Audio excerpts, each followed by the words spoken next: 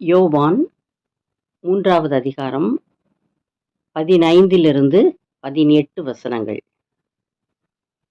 தன்னை விசுவாசிக்கிறவன் எவனோ அவன் கெட்டுப் போகாமல் நித்திய ஜீவனை அடையும்படிக்கு உயர்த்தப்பட வேண்டும். தேவன் தம்முடைய ஒரே பேரான குமாரனை விசுவாசிக்கிறவன் எவனோ அவன் கெட்டுப் போகாமல் நித்திய ஜீவனை அடையும்படிக்கு அவரை தந்தருளி இவ்வளவாய் உலகத்தில் அன்பு கூர்ந்தார். உலகத்தை ஆக்கினைக்குள்ளாக தீர்க்கும்படி தேவன் தம்முடைய குமாரனை உலகத்தில் அனுப்பாமல் அவராலே உலகம் ரட்சிக்கப்படுவதற்காகவே அவரை அனுப்பினார். அவரை விசுவாசிக்கிறவன் ஆக்கினைக்குள்ளாக தீர்க்கப்படான். விசுவாசியாதவனோ தேவனுடைய ஒரே பேரான குமாரனுடைய நாமத்தில் விசுவாசமுள்ளவனாய் இராதபடியினால் அவன் ஆக்கினை தீர்ப்புக்குட்பட்டாயிற்று. இயேசுவை விசுவாசிக்கிறவன் கெட்டுப் போவதில்லை, உயர்த்தப்படுவான். இவ்வுலகில் அநேக மதங்களும் ஆலயங்களும் இருக்கின்றன.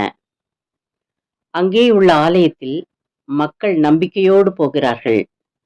தேவனுடைய செய்தியை கேட்கிறார்கள். அதனால் ஆறுதல் அடைகிறார்கள்.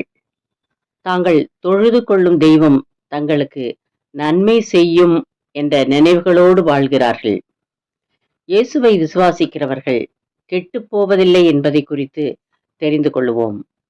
இயேசுவை விசுவாசிக்கிறவர்கள் அவரிடத்தில் நன்மையானதை பெறுவார்கள். ஏனென்றால் அவர் இவ்வுலகில் வந்து நன்மை செய்கிறவராகவே சுற்றித் திரிந்தார்.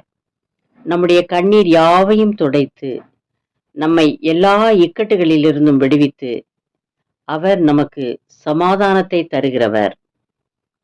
எல்லாரும் பாவம் செய்து தேவ மகிமை அற்றவர்களானபோது அவர் மனுஷ ரூபம் எடுத்து நம்முடைய பாவங்களை சிலுவையின் மேல் சுமந்து நமக்கு பாவ மன்னிப்பாகிய மீட்பை உண்டு பண்ணியிருக்கிறார். இயேசுவை தங்கள் சொந்த இரட்சகராக ஏற்றுக்கொள்ளுகிற அனைவரையும் அவருடைய பிள்ளையாக ஏற்றுக்கொள்ளுவார். அவர்கள் குறைவை நிறைவாக்கி அவர்களுக்கு சமாதான வாழ்வு தருவார்.